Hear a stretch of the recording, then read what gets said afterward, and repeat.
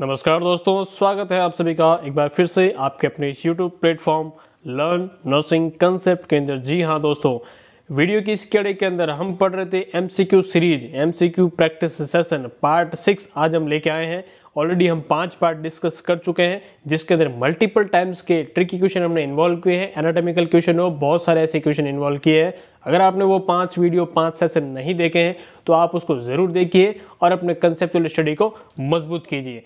Part 6 के अंदर हम लेकर आए हैं कुछ और ट्रिकी, कुछ और इंपॉर्टेंट एंक्लेक्स पैटर्न टाइप के क्वेश्चन जो आपके कंसेप्ट क्लियर करने में बहुत हेल्प करेंगे और हमारे लिए जानना ज़रूरी है। तो ये जो हमारा MCQ पार्ट 6 है बहुत इंटरेस्टिंग होने वाला है। ध्यान से एक एक MCQ को पढ़िएगा जो आपके कंसेप्चुअल स्टडी को स्ट्रॉन्ग करेगा और आपको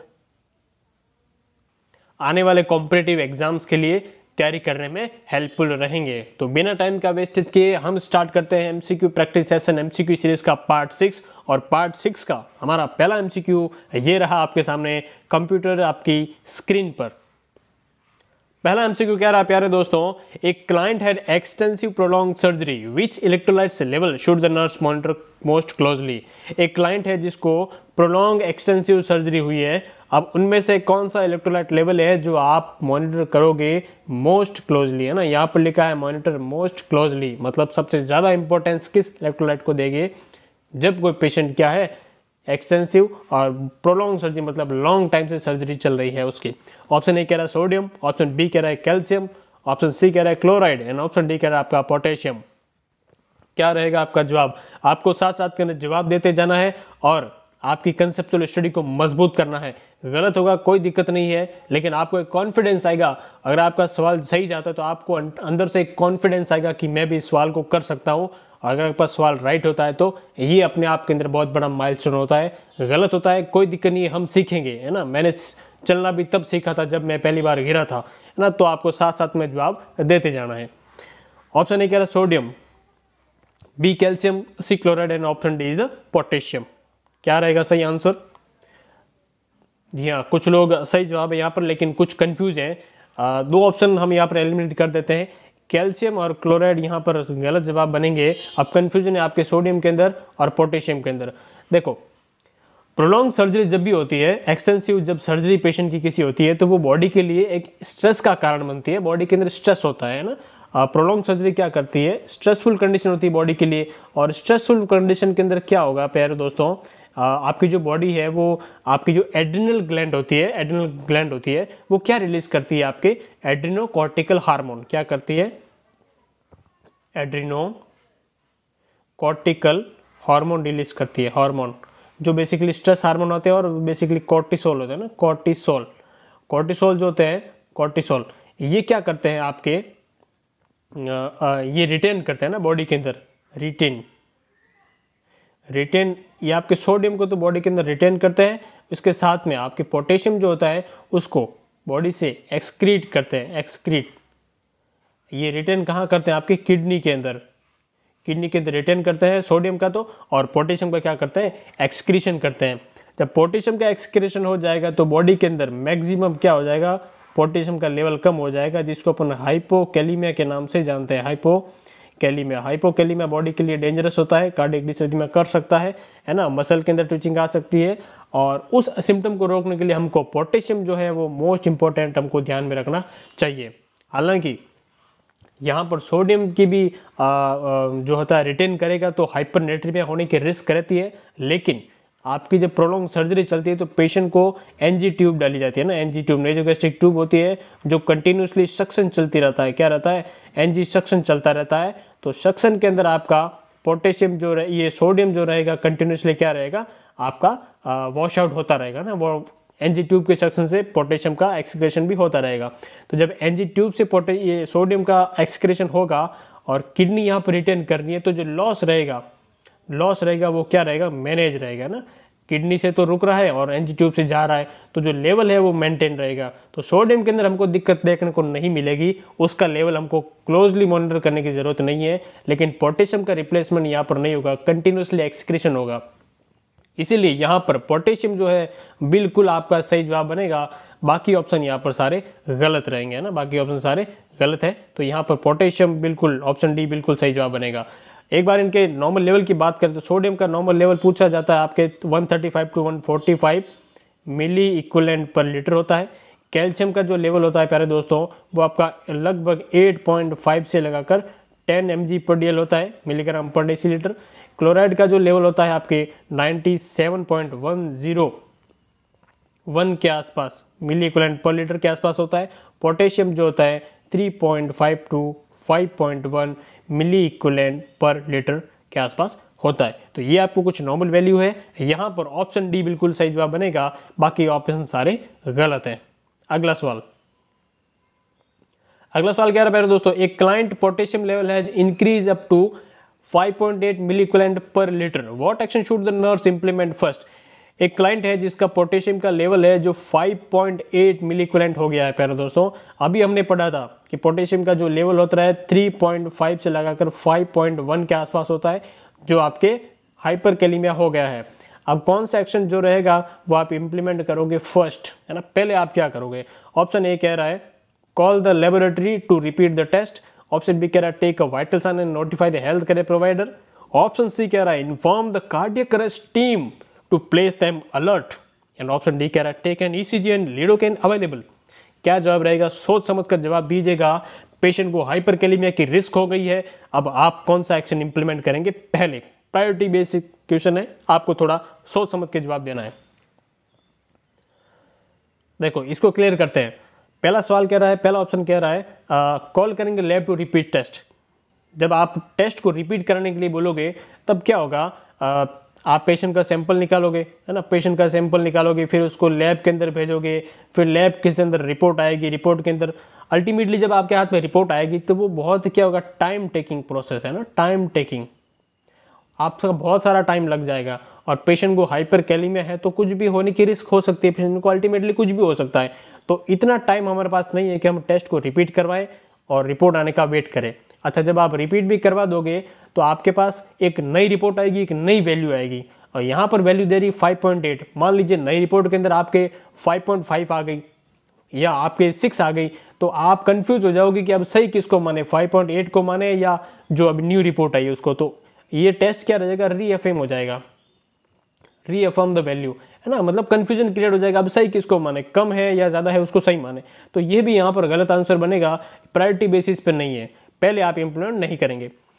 एक ऑप्शन कह रहे हैं इन्फॉर्म करेंगे कार्डियक अरेस्ट टीम को और प्लेस करेंगे उनको अलर्ट करेंगे। कार्डियक अरेस्ट टीम को फोन कर देंगे, भाई साहब एक पेशेंट को अरेस्ट हो रहा है, आप जो है अलर्ट हो जाओ।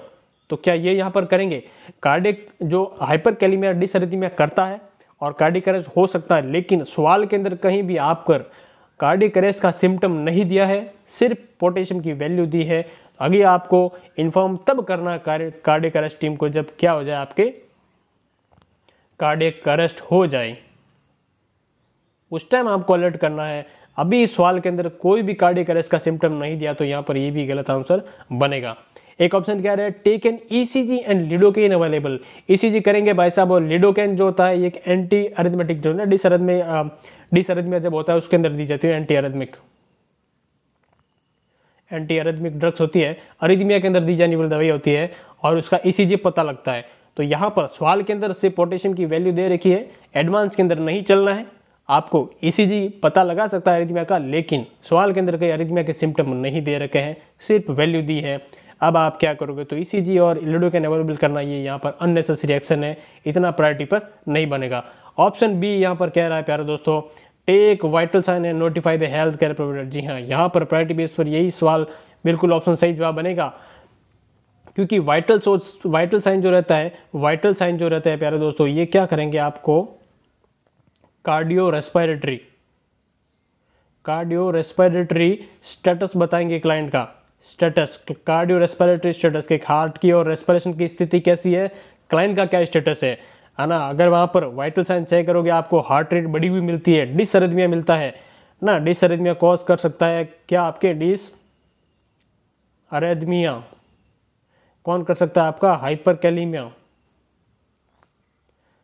तो ये चीज़ें आपको पता लगेगी वाइटल साइन चेक करने से, है ना। इन चीज़ों का पता लगता है तो हम तुरंत डॉक्टर साहब को बुलाएंगे, हेल्थ केयर प्रोवाइडर को इन्फॉर्म करेंगे कि भाई साहब कुछ भी हो सकता है, आप जो है रेडी रहिएगा। तो यहाँ पर A, C, D बिल्कुल तीनों गलत जवाब बनेंगे। ऑप्शन बी यहाँ पर बिल्कुल सही जवाब बनेगा, बाकी सारे गलत हैं। आई बात समझ में। अगला सवाल कह रहा है what is the maximum length of the time the nurse should allow an IV bag to solution to infuse.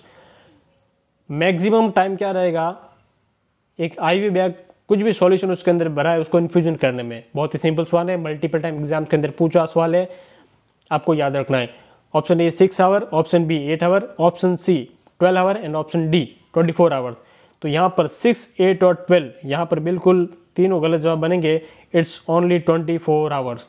कोई भी सॉल्यूशन देने से पहले या कोई भी सॉल्यूशन आप देते हो आईवी फ्लूइड तो वो क्लाइंट को 24 आवर्स के अंदर फिनिश करना होता है। 24 आवर्स मैक्सिमम टाइम होता है आपका, इससे ज़्यादा आप इन्फ्यूज नहीं करना, उसको लगाना नहीं है, क्योंकि वो रिस्क करता है आपके इन्फेक्शन की रिस्क को बढ़ावा देता है। तो यहाँ पर 24 आवर बिल्कुल सही जवाब बनेगा, बाकी सारे गलत हैं।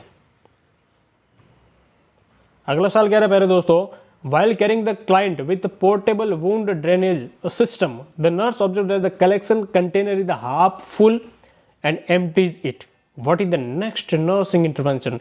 ध्यान से पढ़िएगा, सवाल कतई जहर होने वाला है। एक से बढ़कर एक सवाल लेके आए हूँ आपके लिए, जो आपके दिमाग के ढक्कन को खोल देगा और आपके कंसेप्ट को क्रिएट करने में हेल्पफुल रहेगा। तो हर एक सवाल को, हर एक जवाब को पढ़िएगा, समझिएगा, फिर जवाब देने की कोशिश कीजिएगा। सवाल कह रहा है कि एक नर्स है जो क्लाइंट का केयर कर रही है पोर्टेबल वुंड ड्रेनेज सिस्टम में, है ना। वुंड ड्रेनेज सिस्टम के अंदर जो ड्रेन लगाए जाते हैं और उनमें अंदर नोट किया कलेक्शन चैम्बर को और हाफ फुल आया और उसने उसको एम्प्टी किया। अब आपका नेक्स्ट इंटरवेंशन क्या रहेगा? पोर्टेबल वुंड ड्रेनेज जो सिस्टम होते हैं उसका सवाल है। ऑप्शन ए कह रहा है encircle the dressing on dressing, option B कह रहा है irrigate the solution tube with sterile saline, option C कह रहा है clean drainage port with alcohol swab and option D कह रहा है compress the container before closing the port. क्या जवाब रहेगा? सोच समझकर आंसर दीजिए। देखो, ये जो पोर्टेबल वुंड ड्रेनेज सिस्टम होते हैं इसके अंदर आपके जो भी किसी पेशेंट की सर्जरी की जाती है, मान लीजिए यहाँ पर एक कोई पार्ट है, इसकी सर्जरी हुई है, तो यहाँ पर एक ड्रेन लगाया जाता है ना, ड्रेन पाइप लगाया जाता है, जो एक डायरेक्ट ट्यूब डाली जाती है उसके अंदर और वहाँ से एक ड्रेन बैग लगाया जाता है, कलेक्शन कंटेनर, जो वहाँ पर एक्स्ट्रा म्यूकस हो, कलेक्टेड ब्लड हो, उनको ड्रेन करने में हेल्प करता है और यहाँ पर कलेक्ट होता है। तो इसका एग्जाम्पल की बात करें तो एग्जाम्पल के अंदर बेसिकली आपका एक तो जेपी ड्रेन आता है ना, जेपी ड्रेन, जिसको अपन जैक्सन पट ड्रेन के नाम से जानते हैं। एक होता है आपका हीमोवेक ड्रेन, हीमोवेक। तो ये जो दो होते हैं आपके पोर्टेबल वुंड ड्रेनेज सिस्टम के अंदर आते हैं। अब आपने ऑब्जर्व किया कि जो कलेक्शन कंटेनर है ये हाफ फुल हो गया है ना, मतलब हाफ फुल हो गया है, आधा भर गया साहब ये। अब आप क्या करोगे? इसको खाली कर दिया आपने ना, खाली भी कर दिया है। अब आपका नेक्स्ट नर्सिंग इंटरवेंशन क्या रहेगा, ये सवाल ने पूछा है। ऑप्शन ए कह रहा है एनसर्कल करेंगे ड्रेनेज ऑन द ड्रेसिंग। मान लीजिए यहाँ पर एक कोई ड्रेसिंग लगी है, क्लाइंट का ये वुंड है, यहाँ पर कोई ड्रेसिंग लगी है ना, ड्रेसिंग लगाई है, और इस ड्रेसिंग के ऊपर हम एनसर्कल करेंगे कि ये यहाँ पर ड्रेनेज आपका आया है साहब, इसको एनसर्कल करेंगे, क्या ये होगा? तो देखो यहाँ पर ये जो पोर्टेबल जो वुंड ड्रेनेज सिस्टम लगाया गया है ये डायरेक्टली आपके वुंड के अंदर से लगाया गया है, और जब यहाँ पर कुछ भी छोटा मोटा माइनर सीक्रेशन रहेगा वो कंटिन्यूसली ड्रेन होकर कहाँ आ जाएगा? आपके पाइप के अंदर आ जाएगा, ट्यूब के अंदर आ जाएगा और कलेक्शन बैग के अंदर आ जाएगा। तो आपका ड्रेसिंग पर लीकेज होने का कोई सवाल ही नहीं है। अब आपको एनसर्कल आपका करने का मतलब ही नहीं, क्योंकि यहाँ पर कोई भी ड्रेनेज प्रेजेंट नहीं रहेगा, है ना। तो यहाँ पर ऑप्शन ए बिल्कुल तो गलत जवाब बनेगा, क्योंकि सीक्रेशन डायरेक्टली कंटेनर के अंदर आ रहा है, ड्रेसिंग पर प्रेजेंट नहीं होते। तो ऑप्शन ए बिल्कुल यहाँ पर खोटा जवाब हो गया। ऑप्शन बी कह रहा है irrigate the suction tube with sterile saline. ये जो ट्यूब है प्यारे दोस्तों, इसको हम इरिगेट करेंगे स्टेराइल सलाइन से। क्या ये सलाइन से इरिगेट करेंगे? जब आप इसको इरिगेशन करोगे तो ये मैक्सिमम इरिगेशन की जो इरिगेशन जब आप करोगे, इरिगेशन मतलब इसको साफ करोगे सलाइन से, इरिगेशन अगर आप करने के जाओगे तो ये इंक्रीज कर देगा रिस्क किसकी? कि आप पाइप के साथ में इंस्टिल कर रहे हो माइक्रो ऑर्गेनिज्म किसके अंदर? डायरेक्टली आपके वुंड के अंदर रहेंगे, तो इन्फेक्शन की रिस्क आप बढ़ा रहे हो प्यारे दोस्तों। तो यहाँ पर बी आपको नहीं करना है, कुछ भी इरिगेशन नहीं करना है। ऑप्शन सी कह रहा है यहाँ पर क्लीन करेंगे drainage port with alcohol swab. यहाँ पर हमने खाली कर दिया, इसको बंद करने से पहले यहाँ जो पोर्ट है इसको खाली करेंगे और उसको एल्कोहल स्वैब से साफ करेंगे। तो साफ करने की आपको जरूरत नहीं है, क्योंकि ये स्टेराइल होता है। ये क्या होता है? आपके स्टेराइल होता है कंटेनर, और इसको अवॉइड करना आपको टचिंग करने से, अवॉइड टच। तो ना तो आपको टच करना है, ना ही आपको इरिगेट करना है, ना ही आपको एनसर्कल करना है। और एक ऑप्शन कह रहा है कि कंप्रेस करेंगे साहब इसको, कंटेनर को बिफोर क्लोजिंग द कंप्रेशन। 3 जवाब गलत हो गए, तो डेफिनेटली यही जवाब बनेगा, ऑप्शन डी यहाँ पर बिल्कुल सही बनेगा। कैसे बनेगा, देखो जब ये खाली हमने कर दिया तो खाली करने से पहले ये जो जैसे ड्रेन होता है वो इस टाइप से होता है ना, इस टाइप से, स्प्रिंग टाइप से, इस टाइप से होता है, और यहाँ पर जो होती है आपकी ट्यूब कनेक्ट होती है वुंड से। तब इसको खाली करने के बाद में कंप्रेस करना होता है पूरा ना, जैसे ये इतना बड़ा है तो इसको कंप्रेस करके इतना छोटा सा बनाना पड़ता है, ये ट्यूब होती है। तब ये क्या करेगा, जब जब ये लॉन्ग टाइम रहेगा तो ये नेगेटिव प्रेशर को मेंटेन करेगा। क्या करेगा, नेगेटिव प्रेशर को मेंटेन कर लेगा। नेगेटिव प्रेशर जब इस कंटेनर के अंदर रहेगा तो वो क्या करेगा, मैक्सिमम सीक्रेशन का सक्शन करने के अंदर क्या रहेगा, हेल्पफुल रहेगा, एबल रहेगा। तो जब सक्शन आप नेगेटिव प्रेशर के अंदर रखोगे किसी भी ड्रेन पोर्ट को, तो वो सक्शन करने में ईजी रहेगा, हेल्पफुल रहेगा, सारे सीक्रेशन को खींच लेगा, मैक्सिमम सीक्रेशन को कलेक्ट कर लेगा। तो यहाँ पर ऑप्शन डी बिल्कुल सही जवाब बनेगा, बाकी सारे ऑप्शन क्या रहेंगे, गलत रहेंगे। आई होप आपको ये चीज़ समझ में आई होगी। अगला सवाल की तरफ बढ़ते हैं। अगला सवाल कह रहा है प्यारे दोस्तों, ascites occur due to, ascites होता है किसके कारण। ऑप्शन ए कह रहा है हाइपो एल्बुमिनीमिया, ऑप्शन बी कह रहा है हाइपर एल्बुमिनीमिया, ऑप्शन सी कह रहा है हाइपर कैलीमिया, ऑप्शन डी कह रहा है हाइपो कैलीमिया। बहुत ईजी सवाल है और बहुत ही इंपॉर्टेंट और कंसेप्चुअल सवाल है, आपको याद रखना है। एसाइटिस का मतलब बात पूछे कि एसाइटिस का मतलब क्या होता है ना, एसाइटिस का मतलब होता है आपके कलेक्शन या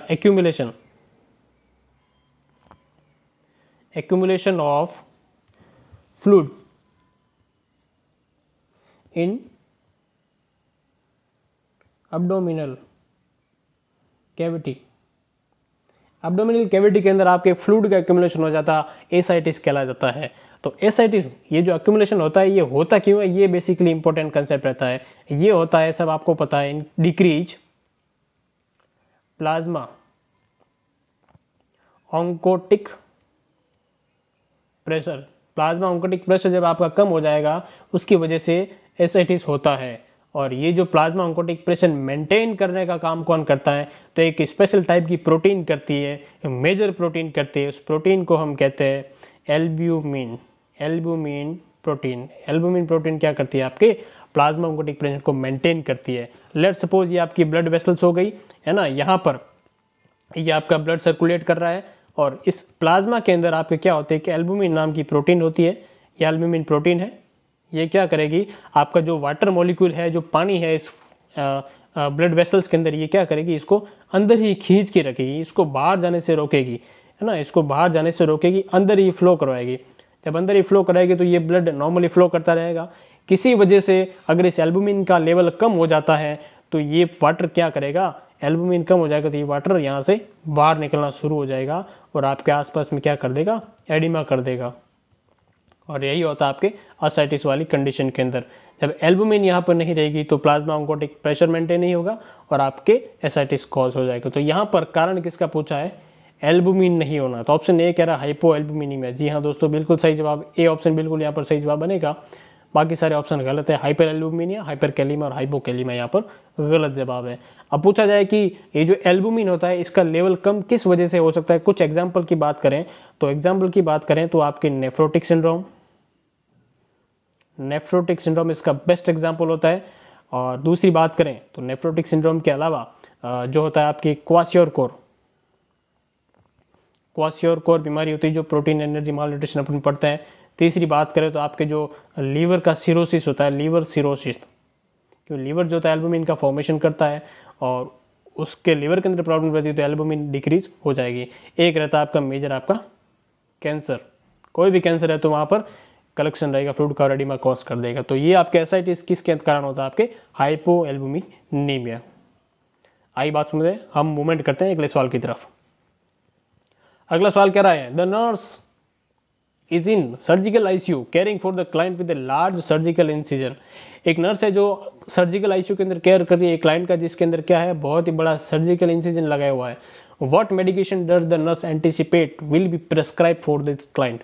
बड़ा सर्जिकल का वुंड है, बड़ा सर्जरी का इंसिजन लगाया हुआ है, अब आप क्या सोचोगे, उस पेशेंट को कौन सी दवाई दी जा सकती है, ये सवाल ने पूछा है। ऑप्शन ए कह रहा है विटामिन ए, ऑप्शन बी कह रहा है साइनोकोबामिल, ऑप्शन सी कह रहा है फाइटोनाडियोन और ऑप्शन डी कह रहा है एस्कॉर्बिक एसिड। कई लोग यहाँ पर बिल्कुल सही जवाब दे रहे हैं, डी एस्कॉर्बिक एसिड बिल्कुल यहाँ पर सही जवाब बनेगा, बाकी ऑप्शन सारे गलत रहेंगे। ये जो विटामिन होता है ये इसको रेटिनॉल के नाम से जानते हैं, रेटिनॉल, जो विटामिन ए का साइंटिफिक नाम रेटिनॉल होता है। साइनोकोबालामिन जो होता है विटामिन B12 को कहते हैं ना, विटामिन B12 को कहते हैं ना। विटामिन B12 जो होता है आपके स्टोमक की पैरेटल सेल जो इंट्रिंसिक फैक्टर को सीक्रेट करती है, वो उसका एब्जॉर्प्शन का काम करता है। और ये अब्जॉर्ब कहाँ होता है, बेसिकली इलियम के अंदर है ना। कहाँ होता है, इलियम, जो इलियम होती है आपकी स्मॉल इंटेस्टाइन की, वहाँ पर ये एब्जॉर्ब होता है ना। और ऑप्शन सी कह रहा है फाइटोनाडियोन। फाइटोनाडियोन जो होता है विटामिन के को कहता है ना, विटामिन के। विटामिन के जो होता है आपके ब्लड क्लॉटिंग, ब्लड कोएगुलेशन के अंदर हेल्प करता है। कोएगुलेशन का प्रोसेस, कोएगुलेशन का पूरा लेक्चर कैसे होता है, क्या होता है कोएगुलेशन, हमने क्लॉटिंग मैकेनिज्म सारी हमारे एक वीडियो के अंदर पढ़ रखी है। अगर आपने नहीं पढ़ा तो वीडियो रेफर कीजिए, आपको सारी चीज़ें समझ में आएगी। एस्कॉर्बिक एसिड जो होता है उसको अपन कहते हैं विटामिन सी के नाम से जानते हैं। विटामिन सी जो होता है एंटी इन्फ्लामेटरी होता है, एंटी इन्फ्लामेटरी। और एंटी इन्फ्लामेटरी के साथ में ये क्या करता है, आपका जो मेजर जो कोलेजन होता है, कोलेजन का फॉर्मेशन करता है, कोलेजन फॉर्मेशन, और उनका मेंटेनेंस भी करता है, मेंटेनेंस। और अल्टीमेटली वुंड हीलिंग के अंदर हेल्प करता है। वुंड हीलिंग कौन करता है, आपके विटामिन सी। इसलिए यहाँ पर विटामिन सी जो है एस्कॉर्बिक एसिड, वो वहाँ पर बिल्कुल सही जवाब बनेगा, बाकी ऑप्शन सारे गलत हैं। अगला सवाल कह रहा है client admitted to the emergency room with the renal calculi and complaining of the moderate to severe flank pain and nausea. The client temperature is 100.8 degree Fahrenheit. What is the priority nursing goal for this client. सवाल ने पूछा है एक मरीज है जो भर्ती हुआ है इमरजेंसी रूम के अंदर, प्रॉब्लम क्या है, उसको रीनल कैलकुलाई हो चुका है और उसको कंप्लेन क्या है, moderate to severe flank pain हो रहा है और नोजिया की कंप्लेन कर रहा है। क्लाइंट का टेम्परेचर 100 डिग्री हो गया है, 100.8 डिग्री फ़ारेनहाइट। अब आप इसके अंदर पहला एक्शन क्या करोगे, बहुत इंटरेस्टिंग सवाल है। हर बार एग्जाम के अंदर कभी बार इससे रिलेटेड कंसेप्चुअल सवाल आपके आएगा। क्या रहेगा, सोच समझ कर जवाब दीजिएगा। ऑप्शन ए कह रहा है मेंटेन करेंगे fluid and electrolyte balance, option B कह रहा है control the nausea, option C कह रहा है manage the pain, and option D कह रहा है prevent UTI, urinary tract infection. क्या रहेगा, तो देखो रीनल कैलकुलाई जो होता है, मान लीजिए ये आपकी किडनी हो गई ना, रीनल, ये आपकी किडनी को यहाँ पर बनाने की कोशिश करते हैं, ये आपके यहाँ पर यूरेटर को यहाँ पर निकालते हैं और यहाँ पर जो होता है आपके ब्लैडर को बनाते हैं, आगे यूरेथ्रा का फॉर्मेशन कर देते हैं। अब जब भी कोई स्टोन होती है, मान लीजिए स्टोन बेसिकली दो टाइप की हो सकती है ना, रीनल स्टोन जो होती है वो बेसिकली एक तो ये आपके यूरोलिथियासिस, एक तो नेफ्रोलिथियासिस होती है, नेफ्रोलिथियासिस होती है, दूसरी आपकी यूरोलिथियासिस होते हैं ना, यूरोलिथियासिस। नेफ्रोलिथियासिस का मतलब होता है आपकी किडनी के अंदर होती है, और यूरोलिथियासिस मतलब किडनी के बाहर वाली कंडीशन के अंदर होती है, यूरेटर हो गया, ब्लैडर हो गया, वहाँ पर। ये एसिडिक हो सकती है, अल्कलाइन हो सकती है, उसके अंदर बहुत अलग अलग टाइप्स होता है। कैल्शियम ऑक्जेलेट की होती है, कैल्शियम फॉस्फेट होता है, यूरिक एसिड की होती है, स्टूवर्ट टाइप की होती है और सिस्टीन टाइप की होती है। मल्टीपल टाइप्स की स्टोन अपन पढ़ते हैं। तो जब मान लीजिए किडनी के अंदर यहाँ पर कोई स्टोन, या लेट सपोज कि आपकी यहाँ पर स्टोन हो चुकी है यूरेटर के अंदर, है ना, तो यहाँ पर जब किडनी के अंदर आपके फॉर्मेशन होगा, नेफ्रॉन किसका फॉर्मेशन करेगी, यूरिन का फॉर्मेशन करेगी। यूरिन का फॉर्मेशन जब करेगी तो यूरिन आपका ड्रेन आउट होगा, और नेफ्रॉन से ये जो रीनल पेल्विस में आएगा, रीनल पेल्विस आपका मेजर माइनर कैलिक्स, फिर मेजर कैलिक्स, है ना, ये आपका जैसे अंदर रीनल पिरामिड के अंदर आएगा। उसके बाद में जो आएगा आपका रीनल पेपिला, उसके बाद में आपका माइनर कैलिक्स, उसके बाद आपका मेजर कैलिक्स, और उसके बाद में आपका रीनल पेल्विस, और उसके बाद में जो आपका ड्रेन होकर यहाँ आएगा। जब यहाँ पर मान लीजिए कोई ऑब्स्ट्रक्शन है, स्टोन कॉज हो चुकी है, तो ये फर्दर आपका आगे नहीं जा पाएगा, और अल्टीमेटली ये क्या कलेक्ट होगा, आपके किडनी के अंदर ही यूरिन कलेक्ट होगा, और जब किडनी के अंदर यूरिन कंटिन्यूसली कलेक्ट होता रहेगा तो किडनी क्या है, इसके अंदर पूरा सारा फुल यूरिन भर जाएगा और पानी पानी हो जाएगा ना, ब्लू है पानी पानी। तो ये पानी पानी जब किडनी के अंदर हो जाएगा तो इस कंडीशन को अपन क्या कहते हैं, हाइड्रोनेफ्रोसिस। इसको कहते हैं हाइड्रोनेफ्रोसिस। यहाँ पर जो पानी पानी भरा है इसको हाइड्रोनेफ्रोसिस के नाम से जानते हैं। किडनी के अंदर पानी भर जाएगा, जब हाइड्रोनेफ्रोसिस होगा तो पेशेंट को पेन होगा, सीवियर पेन होगा। और यहाँ पर जब पानी भरेगा तो क्लाइंट को रिस्क रहती है इन्फेक्शन की, है ना। इसलिए हम कहते हैं कि यूरिन को रोक कर नहीं रखना चाहिए ब्लैडर के अंदर, क्योंकि रिस्क ऑफ इन्फेक्शन बढ़ती है। और यहाँ पर यूरिनरी इन्फेक्शन होता है, उसको यूटीआई के नाम से भी अपन जानते हैं।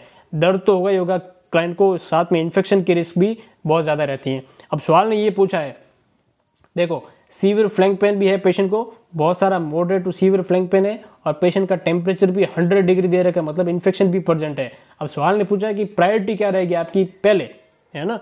ऑप्शन ए कह रहे हैं maintain fluid and electrolyte balance. तो यहाँ पर इलेक्ट्रोलाइट बैलेंस का ऐसा कुछ है नहीं कि भी आपका ये कम हो गया वो ज़्यादा हो गया, यहाँ पर ये सवाल ऑप्शन गलत रहेगा। कंट्रोल नोजिया, तो क्या आप नोजिया को पहले कंट्रोल करेंगे? नहीं है, आपको तो नोजिया हो रहा है पहले उसको हम देखेंगे। अरे नहीं, नोजिया को नहीं देखना है आपको, और नोजिया बाद में भी ठीक हो सकता है, यहाँ पर प्रायोरिटी नहीं रहेगी नोजिया। एक कह रहा ऑप्शन मैनेज पेन और प्रिवेंट यूटीआई। तो इन्फेक्शन को भी आप प्रिवेंट करना है, लेकिन मरीज जो रहेगा इन्फेक्शन के लिए आपको मान लीजिए क्लाइंट का यूएसजी करवाएंगे, आपका केयूबी एक्सरे करवाएंगे, केयूबी एक्सरे करवाना पड़ेगा। और जो तो क्लाइंट का सीटी यूरोग्राफी करानी पड़ेगी, सीटी यूरोग्राफी, है ना। और जो होता है क्लाइंट का यूरिन रूटीन मॉर्निंग कराना पड़ेगा, यूरिन आरएम कराना पड़ेगा, उसके बाद में यूरिन सीएस करना पड़ेगा, कल्चर सेंसिटिविटी टेस्ट करना पड़ेगा। और जब इसके अंदर रिपोर्ट आएगी तो एंटीबायोटिक की सेंसिटिविटी देखी जाएगी, वो क्लाइंट को दी जाएगी। उसके बाद में आपका एंटीबायोटिक स्टार्ट करेंगे। तो तब तक यह क्लाइंट वेट करेगा? अरे नहीं, क्लाइंट वेट नहीं करेगा, क्योंकि क्लाइंट को क्या कंप्लेन है, मॉडरेट टू सीवियर पेन भी हो रहा है, बहुत तगड़ा वाला पेन होता है इसके अंदर। तो आपको इन्फेक्शन प्रिवेंट करने से पहले क्लाइंट का पेन मैनेजमेंट हमेशा सबसे पहले करते हैं।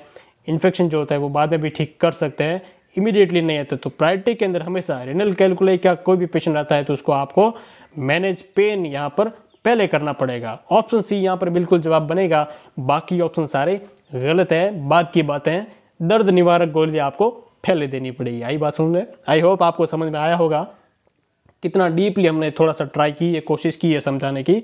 तो ऐसे ही क्वेश्चन आपके बार बार आएंगे, पढ़ेंगे तो अल्टीमेटली कंसेप्ट क्रिएट रहेगा, है ना। हम मूवमेंट करते हैं अगले सवाल की तरफ। अगला सवाल क्या कह रहा है, which of the following assessment finding observe in the client with pneumothorax. Pneumothorax से क्लाइंट है, उसके अंदर इनमें से दी गई में से कौन सी फाइंडिंग होती है वो देखी जाएगी, ये सवाल ने पूछा है। ऑप्शन ए कह रहा है purulent sputum, option B crackles, option C the wheezing, and option D कह रहा है आपकी डिक्रीज ब्रेथ साउंड। न्यूमोथोरेक्स क्या होता है प्यारे दोस्तों, हम जब रेस्पिरेटरी सिस्टम पढ़ते हैं, ये आपका ट्रेकिया, ये आपके ब्रोंकाई, और ये आपके यहाँ पर हम लंग्स पढ़ते हैं ना, ये लंग्स।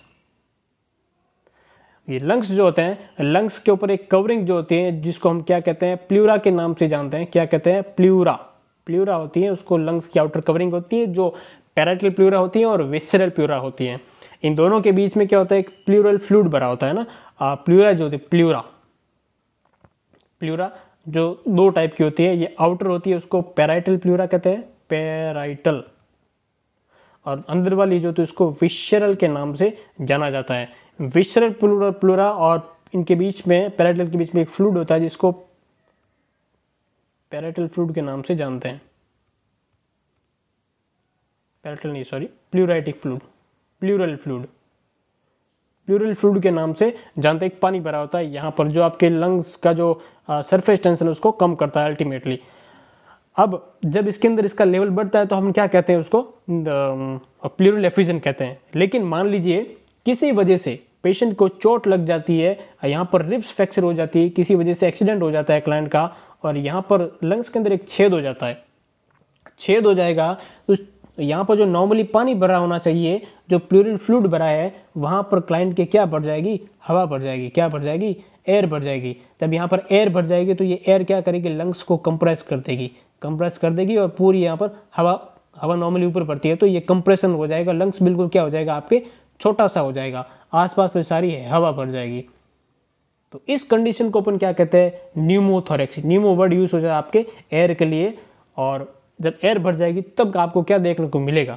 अब देखो, प्लूरल स्पूटम, स्पूटम का प्लूरुलेंट का मतलब होता है आपके स्पुटम जो होता है पस आएगी, पस इन द स्पुटम। तो यहाँ पर पस का कोई कंसेप्ट नहीं है, जो अगर टीबी हो, बैक्टीरियल कुछ हो ऐसा इन्फेक्शन तो वहाँ पर पस आएगा। तो प्लूरल एंड स्पुटम यहाँ पर गलत आंसर बनेगा। क्रैकल्स का मतलब होता है हवा, तो जब आप अस्कल्टेट करोगे तो एयर के साथ में आपका फ्लूइड जो होता है वाटर, एयर प्लस फूड, पानी और हवा के जो बुलबुले बनते हैं उस टाइप का साउंड आएगा, वो आपके क्रैकल्स उसको बोलते हैं।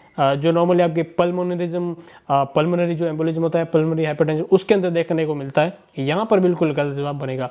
ऑप्शन सी कह रहा है विजिंग। विजिंग का मतलब होता है, विजिंग जो होता है बेसिकली आपके ब्रोंकोस्पाज्म के कारण होता है ना, Bronco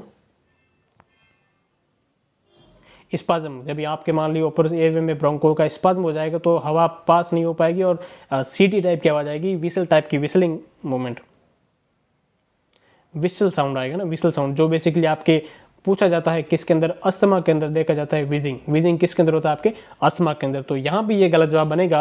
ultimately option D decrease breath sound यहाँ पर बिल्कुल सही जवाब बनेगा। देखो जब यहाँ पर हवा भर जाएगी, जब आप स्टेथोस्कोप पेशेंट के चेस्ट पे लगा के देखोगे तो यहाँ पर बिल्कुल कोई भी साउंड नहीं आएगा, क्योंकि लंग्स का मूवमेंट तो यहाँ पर होगा ही नहीं, है ना। इतना छोटा सा लंग्स है, तो यहाँ पर जब आप स्टेथोस्कोप इधर लगाओगे तो वहाँ पर कैसे लगेगा, हवा का कोई भी साउंड नहीं आएगा, ब्रेथ साउंड आपको फील नहीं होंगे। तो न्यूमोथोरक्स वाली कंडीशन के अंदर आपको डिक्रीज रह जाएंगे आपके ब्रीथ साउंड। ऑप्शन डी यहाँ पर बिल्कुल सही जवाब बनेगा, बाकी ऑप्शन सारे यहाँ पर गलत हैं। आई होप आपको समझ में आया होगा। तो ये कुछ इंपॉर्टेंट क्वेश्चन थे प्यारे दोस्तों, आज हमने डिस्कस किए हैं। कुछ इंपॉर्टेंट, कुछ ट्रिकी, बहुत ही कंसेप्चुअल क्वेश्चन हमने डिस्कस करने की कोशिश की थी। सवाल एक से बढ़कर एक था, कतई ज़ैर सवाल हम लेके आए थे। आई होप आपको समझ में आए होंगे और आपकी कंसेप्चुअल स्टडी में थोड़ी बहुत भी 1% भी 1% भी हेल्प हुई होगी। हम रुकते हैं यहीं पर। अगर आपको ये वीडियो अच्छा लगा है तो आप इसको फर्दर अपने दोस्तों के साथ में, मित्रों के साथ में ज़रूर बांटें, क्योंकि ज्ञान जो होता है वो बांटने से बढ़ता है और धन जो होता है उसको खर्च करने से कम हो जाता है। तो लक्ष्मी को तो बचा के रखना चाहिए और सरस्वती का जो भंडार है, ऐसे ज्ञानवर्धक नॉलेज के जो लेक्चर है उनको बांटना चाहिए, जो अल्टीमेटली हमारा भी नॉलेज कहीं ना कहीं इंप्रूव करेगा। तो हम रुकते हैं यहीं पर, मिलते हैं अगले एक नेक्स्ट वीडियो के अंदर। तब तक के लिए मिलते हैं। जय हिंद, जय भारत, धन्यवाद।